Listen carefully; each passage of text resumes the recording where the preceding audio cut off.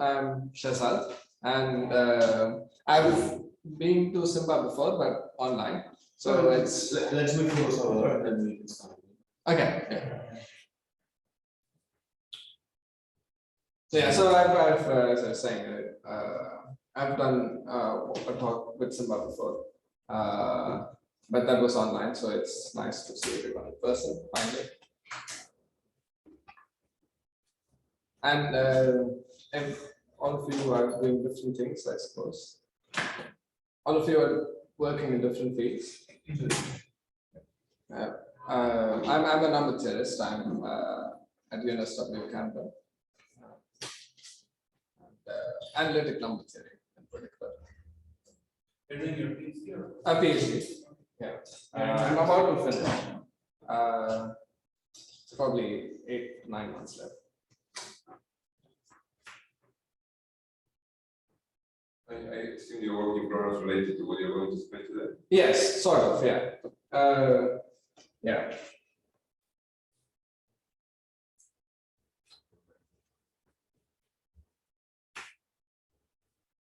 Yeah.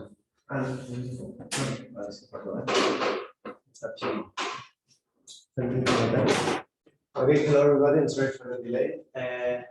Today we have Shehzad Hathi from University of New South Wales in Canberra, though, teaching the military students. Yeah. And he will talk about the Lenstra-Lenstra-Lov algorithm and its applications to number theory. Okay. Thanks for that introduction. And yeah, nice to be finally here. So the Lenstra-Lenstra-Lov algorithm. I think it's like Lenstra Senior and Lenstra Junior. And I think HW Lenstra Junior was at Leiden at some point in time, or still is. And so this algorithm was introduced in the 1980s. And it's one of the best algorithms that we have for lattice reduction. So I'll just introduce what lattices are and why lattice reduction is important and how it's related to the shortest vector problem. And basically, the first part of the talk is going to be about lattices. And then, as I'm a number theorist, I'll talk about its application to number theory. In particular, I'll talk about Mertens conjecture, which has been around for very long, and spoiler alert, it's false actually. And it was disproved using the LLL algorithm. So we'll talk about the disproof of Mertens conjecture. Yeah, so lattices, as many of you might know. So a lattice is a subgroup of the additive group Rn, and you have a bunch of basis vectors, b1, b2, bn, and a linear combination of these basis vectors gives us a discrete set of points. So in R2, a lattice would look something like this.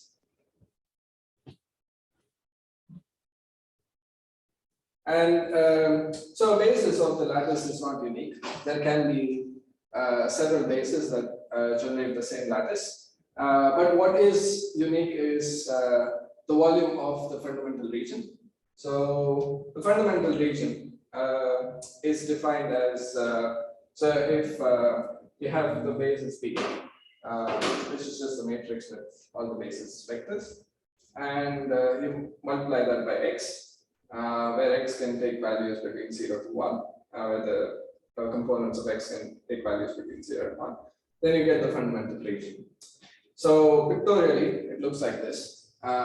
If your basis vectors are omega 1 and omega 2, then the blue part, the blue shaded part, is your fundamental region. And as you can see, if you translate this fundamental region, then you can actually get a partition of the whole space Rn using this fundamental region. And the determinant of the lattice, which is also the determinant, which is also the volume of the fundamental region, is fixed. Yeah, and so that's sort of like a fundamental property of the lattice. And one important question when you talk about lattices is the size of the shortest vector. And the size of the shortest vector, it's not easy to find which is the shortest vector in the lattice. In 2 dimensions, it's very easy, and we'll discuss an algorithm like the Lagrange-Gauss algorithm for that. But in general, in Rn, it's not clear how to find the shortest vector. There isn't a polynomial-time algorithm to do this. But what LLL does is it gets you very close to the shortest vector, and we'll see this in a while. But this is a classical result by Minkowski, which is often used in algebraic number theory as well. And it gives you a bound on the size of the shortest vector.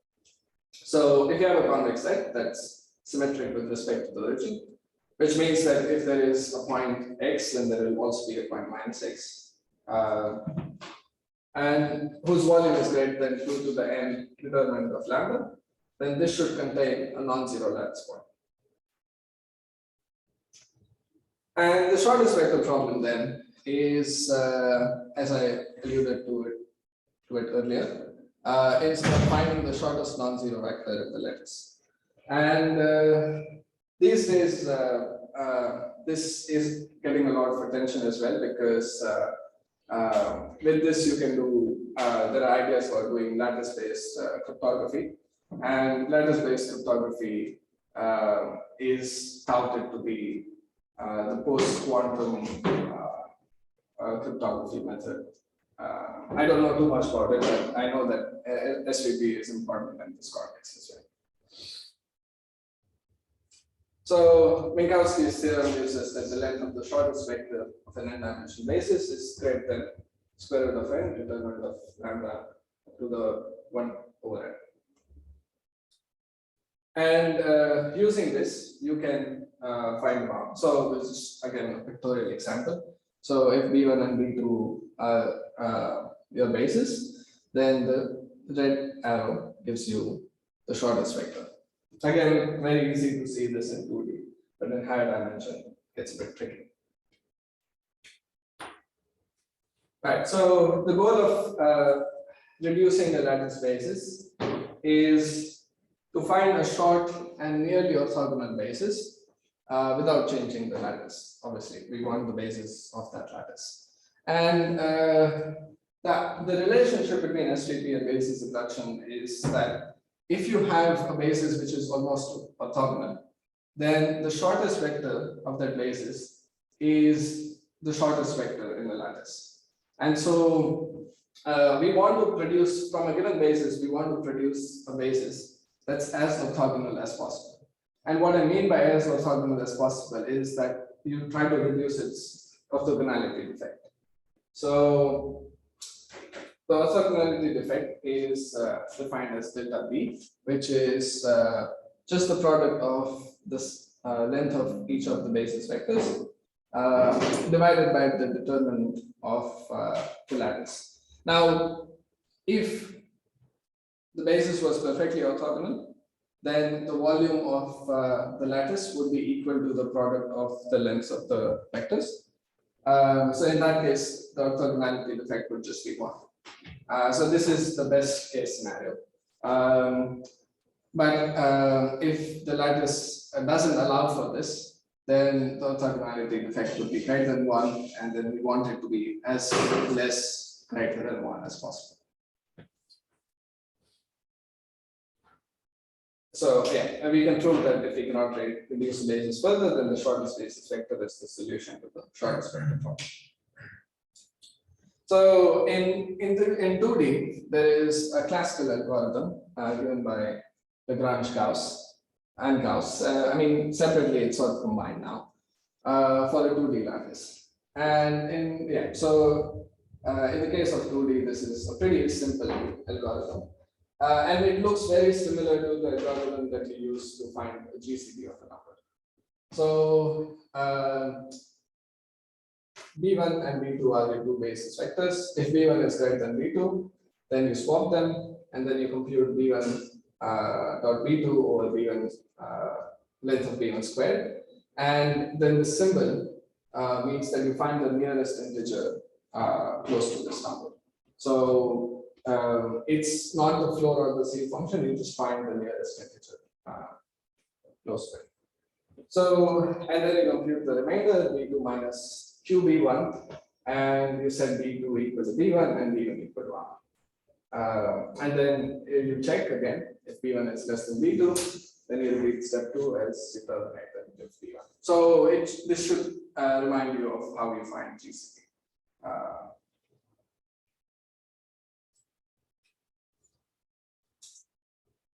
Right. So now, again, Gram-Schmidt orthogonalization is a standard process in linear algebra that many of you would have seen. And we'll first introduce this, and then we'll see how to adapt that to give the LL algorithm. So the Lagrange-Gauss algorithm produces a nearly orthogonal basis in 2 dimensions. And now we need to generalize this to n dimensions. So you have a basis of a vector space. B1, B2, Bn, and you want to produce another basis of the same vector space, B star, and you want it to be orthogonal, like you want every basis vector to be orthogonal to another basis vector. So what you're doing is you say B1 star equal to B1, and then for B2 star, you remove the component of B1 that's parallel to B2. So that's why you have B2 minus U1 to B1. Where U12 is just the component of B1 that's parallel to B2. And you keep doing this, you keep removing parallel components, and ultimately you find a basis that's orthogonal. Now, this works for a vector space because a vector space is not discrete. But this doesn't work for a lattice because U12 might not be an integer. And so B2 star might not even be a vector in the lattice. So what you want to do is, instead of this, you want to take an integer.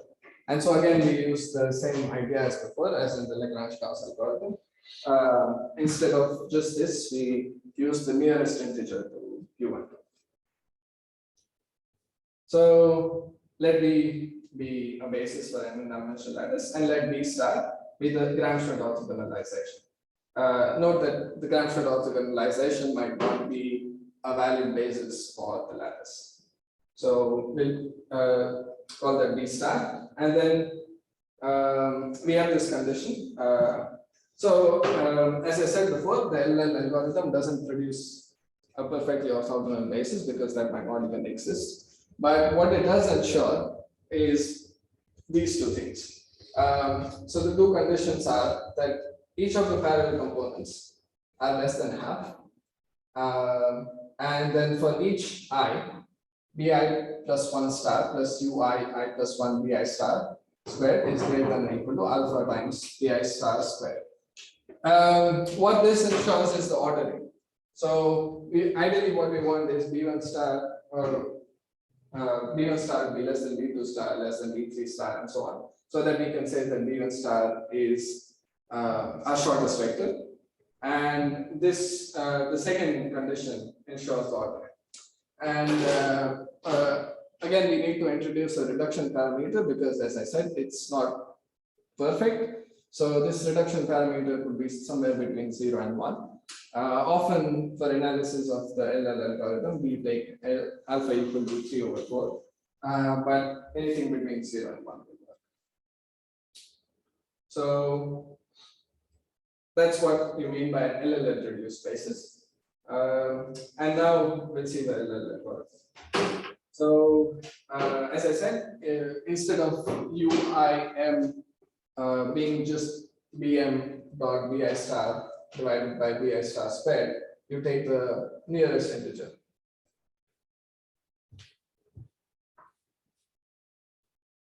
And then you check for the second condition every time. And if the second condition is false for any I, then you do the swap like you did in the Lagrange-Gauss algorithm. You swap BI plus 1. And then you can go to step 1 and perform Gram-Schmidt orthogonalization again.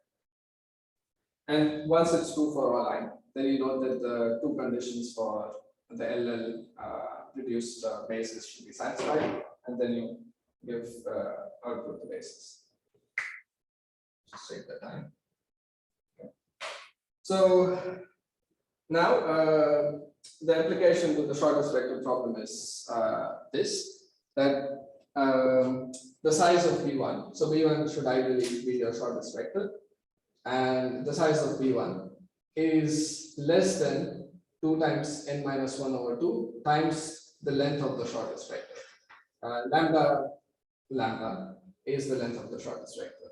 So this is pretty good because it doesn't even care about the actual lattice that you're looking at. It just cares the constant is just dependent on the dimension. 2 to the n minus 1 over 2. It just depends on the dimension. And while in theory LLL does very well, in practice it actually does even better. It often gets you very close to the shortest vector. So also again with polynomial time algorithm, sometimes you say an algorithm is polynomial time. For example, if you have AQS primality testing, that's a polynomial time algorithm, but you don't use it for practical purposes because for practical purposes there are faster implementations. But LLL is not just theoretically very good, it's practically very good. Like it actually, the constants are very nice and it terminates very quickly as well. So this is just a short demo in Sage. I can do it in Sage, but it takes a little bit of time to write stuff. So what I've done is I've taken a basis that looks like this. I've taken L that looks like this, 1.000 pi squared theta 2. This is the Riemann-Seek function. And I've generated a matrix. And so my lattice would be generated using the basis 1, 0, 0, 0, 1, 0, 4, 8, 5, 7, 6, and so on. So these are your basis vectors. What I've done is I've taken pi squared theta 2 and multiplied them with 2 to the n. The reason I've multiplied it with 2 to the n and rounded is because we don't want to deal with decimals, we want integers. So let's say I have a lattice which has basis vectors which look like this. Then Sage Math provides a standard sort of implementation of LLL, which outputs the LLL reduced basis for it.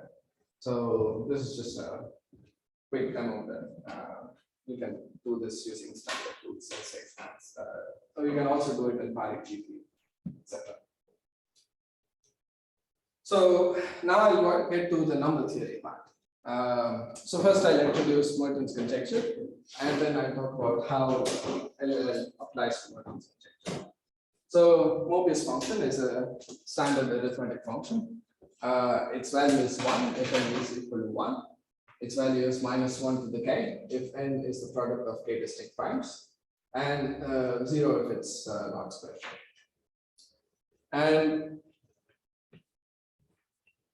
the Mertens function, so the Mobius function is related to the Riemann-Seek function by the following property. 1 over theta s is equal to sum over mu n over n to the s. This Riele series for 1 over theta s is only valid for real particles greater than 1. This is why Mobius function is important, because in number theory, anything that has to do with the Riemann-Seek function is important. But we'll get to that soon. Mertens conjecture is this idea. So if we define the summatory function of the Mobius function, so we just sum over the values of mu from 1 to n. 1 to x, where x is a real number, so you take the greatest integer function. Just as a quick note, the reason why we consider summatory functions in number theory is because often, like as you saw, the Mobius function can just take arbitrary values. It can be 1, it can be minus 1, it can be 0. And when you plot this, it doesn't tell you much about how this function behaves. But maybe this function has some behavior on average. And to find out what its behavior is on average, you consider the symmetry function. So what is its average behavior? Is what a symmetry function tells you.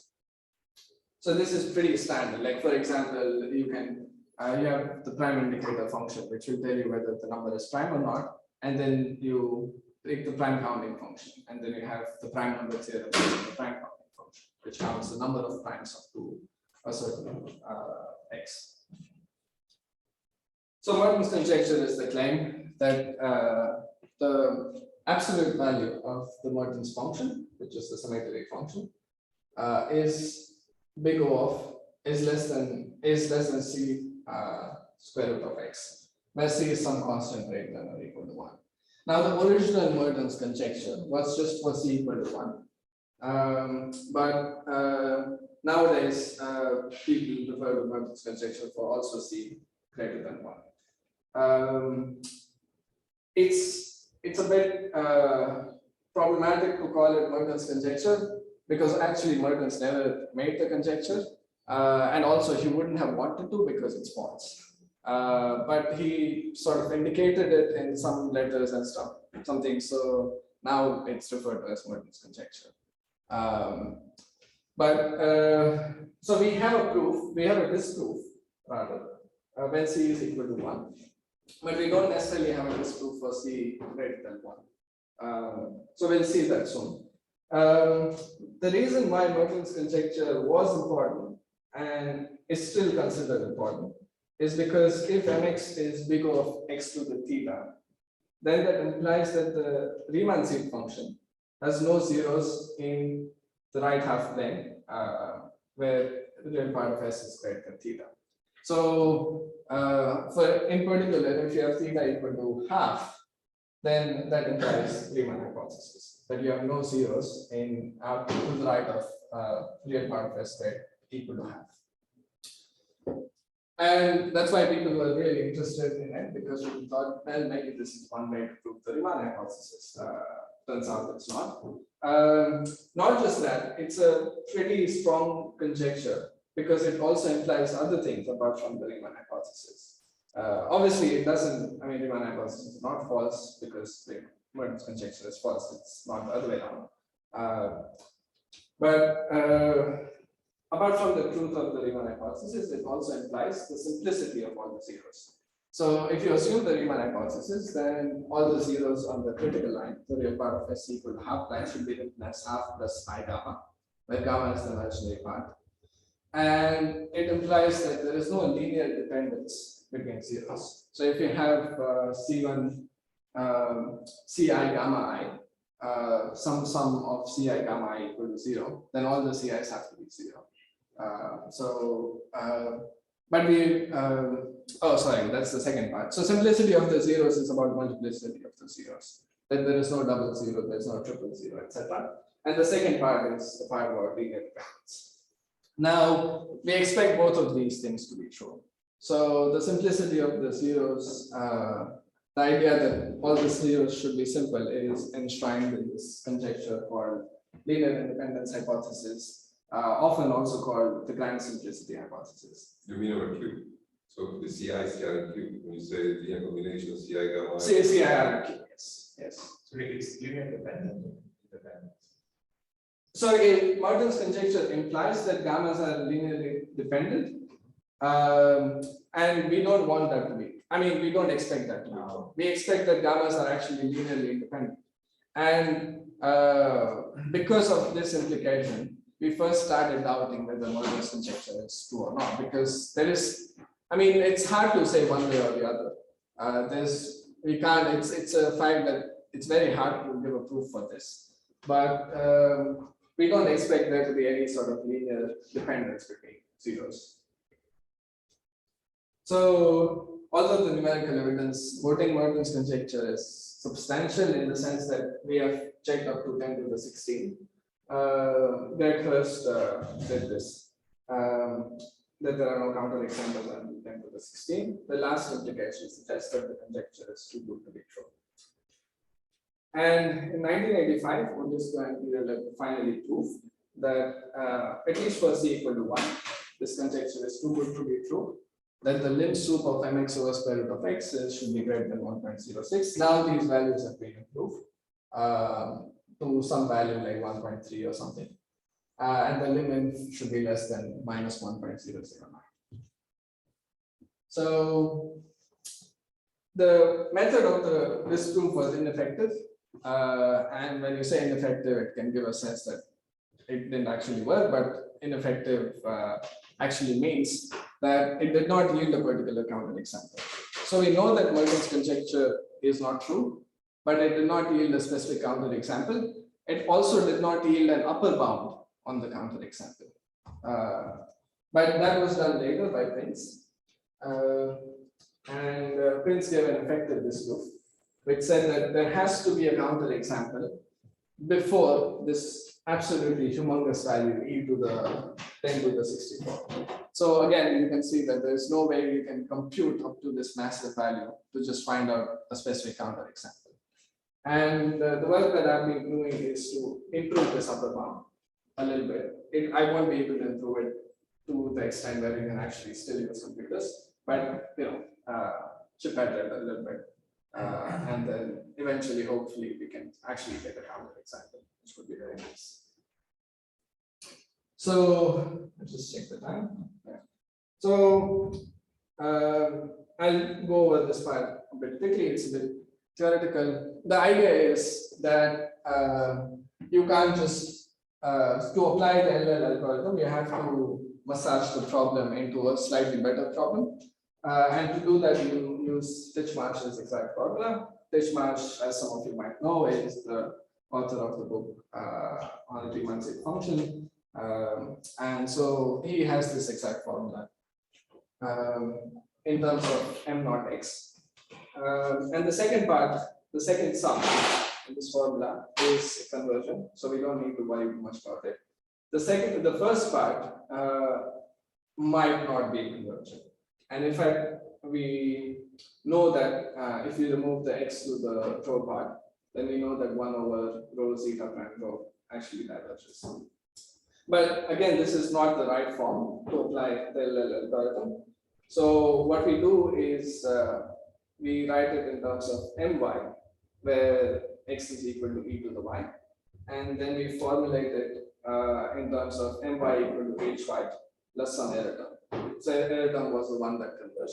So we now are worried only about hy, which looks like this. Even now, we can't directly use the LLL algorithm for hy.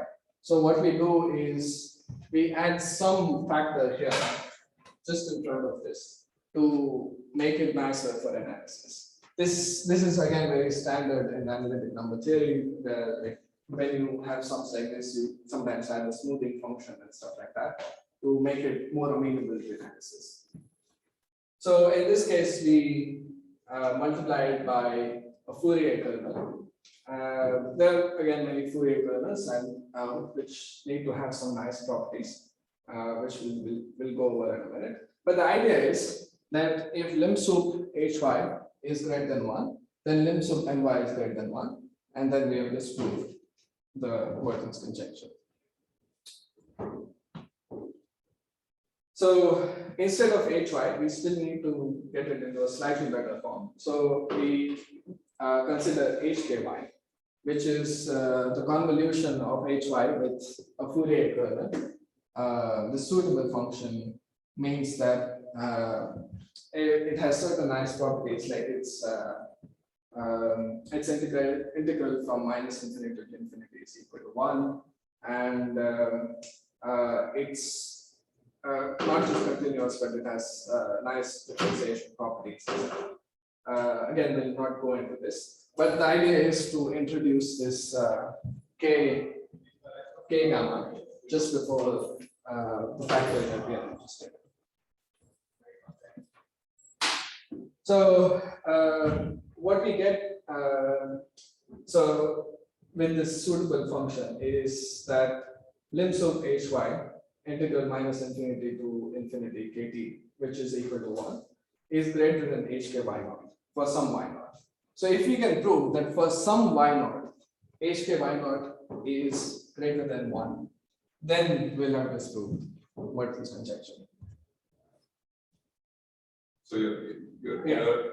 multiply your H or convolution, say, with this Yes. capital K. My question would be, so the little k is on the right. Okay. Yes, So you yes, use the yes. capital K there, and then it's related to the one with Yeah. the little k. So if we can prove that for some y naught, hk y naught is greater than 1, then we'll have proved that lim sub hy is greater than 1, because this integral is equal to 1. Because it's a suitable function that has nice properties.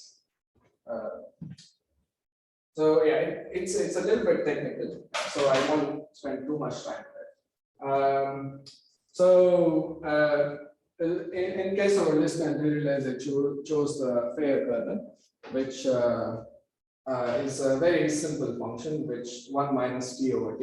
So it's just a linear function, and it's 0 from t to infinity and minus infinity to minus t.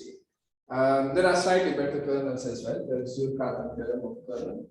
But you choose for the capital K, right? And then you get this. Yes. Yes.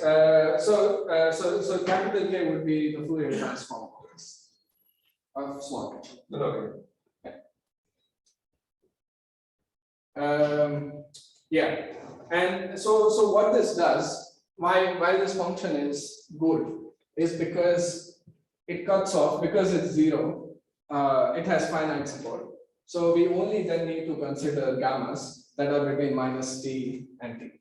And because gammas are symmetric, because the imaginary parts of the zeros of the Riemann-Zipf function are symmetric.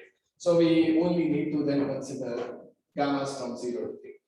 And we don't need to consider all the gammas. And then we can actually compute something, because we can compute all the zeros up to a certain height. And so then we can actually find out HKY. So HKY then looks like this. So what we did was we converted e to the I gamma into cosine and sine terms. And the sine terms get cancelled because, as I said, the gammas are symmetric. So there will be plus I sine theta and minus I sine theta, and they get cancelled. And then you're only left with this. So now, essentially what we want is HKY to be as big as possible. And for HKY to be as big as possible, there's nothing we can do about gammas. Gammas are fixed because Riemann-Zipf function is what it is. And we can't do anything about gammas. So what we can do is choose a y such that cos gamma y minus psi y is as close to 1 as possible for as many different gammas as possible. And if it's as close to, so the degree is as close to 0 as possible, or as close to 2 pi, some multiple of 2 pi as possible, then the cos value will be as close to 1 as possible.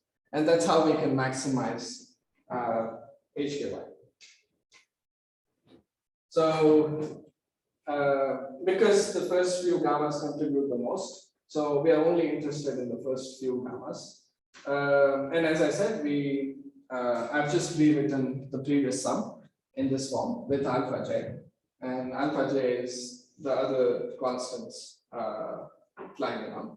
And I've rewritten gamma jy minus psi j as gamma jy minus psi j minus 2 pi j, because where mj is an integer, because any if you add or subtract some multiple of 2 pi, it won't make any difference to the cost value. And we want this to be as big as possible. So if you do consider the Taylor expansion of cos theta, it's 1 minus theta squared over 2. So approximately this sum is equal to this sum. And again, we can't do anything about alpha j because that's determined by the nature of the Z function. But what we can do is try to minimize the second term as much as possible. And in minimizing the second term as much as possible is where we use the LLL algorithm. So okay, I just have a couple of minutes. In the last 2 minutes, I'll just set up the LL algorithm. So we consider a lattice with bases that looks like this. Now this are just the three terms from the second part. So alpha j, gamma jy, alpha j psi j, and alpha j 2 pi mj. And we want to find suitable values of y and mj such that this second sum is as small as possible. And these suitable values of mj and y will be given to us by the LLL.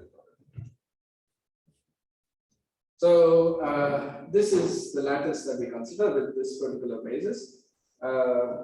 And the LLL algorithm will generate a short basis that will minimize the following quantities. So 1024, we added 1024y just for technical reasons, but doesn't change anything. And we multiply everything by 2 to the nu because these values are very small. So because we want them to be integers, we multiply. Otherwise, if you just take the greatest integer function, everything will be 0. So we blow them up intentionally by multiplying 2 to the nu for some big value of nu. And then you will get values of mj and y that minimize your second sum. And yeah, so this the quantities, this particular quantity being small means that the second sum will be small, which is exactly what we want. That's my point. Thank you.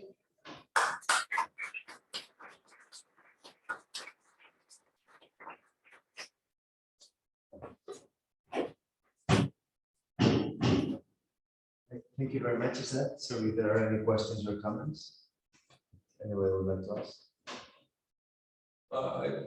I'd like to try to get to the point. I mean, the LLL should give you a short vector in a lattice. I don't see the connection because.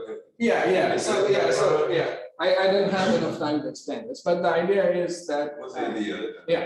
So the idea is that if you have a certain basis and you want to construct another basis, right? Then the another basis will be some linear combination of the first basis vectors, right? And this linear combination will mean that there are some integers that you need to multiply with the basis vectors to get the second. And what we try to do, so as I said, we want to find mj's and y's that are such that this entire quantity is minimized. So what LLL gives us is these mj's and y's.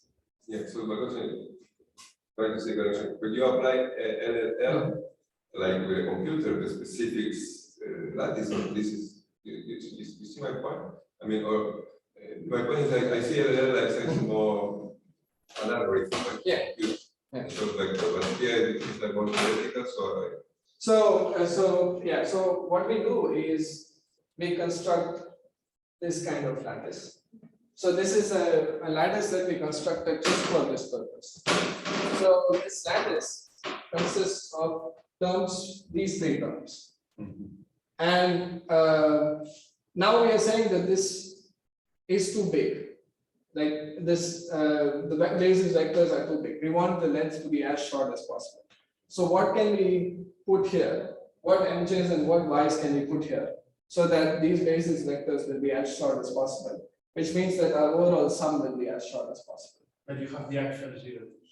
You have the actual zeros, but these mj's are flexible.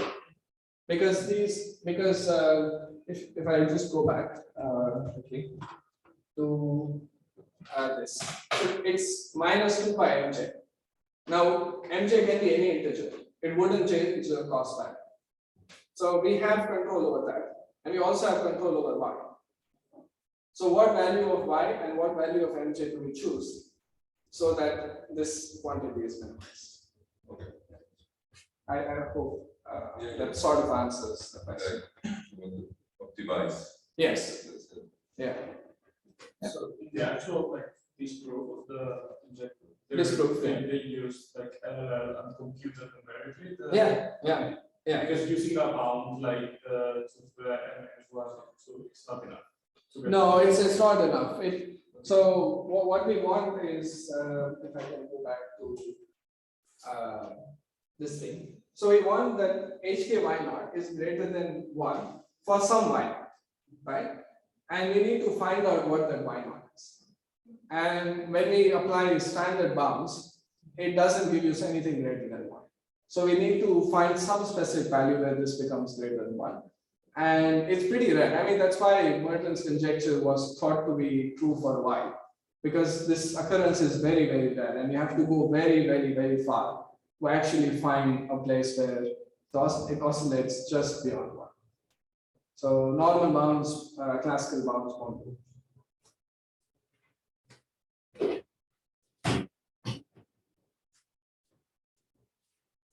Are there any other questions or comments?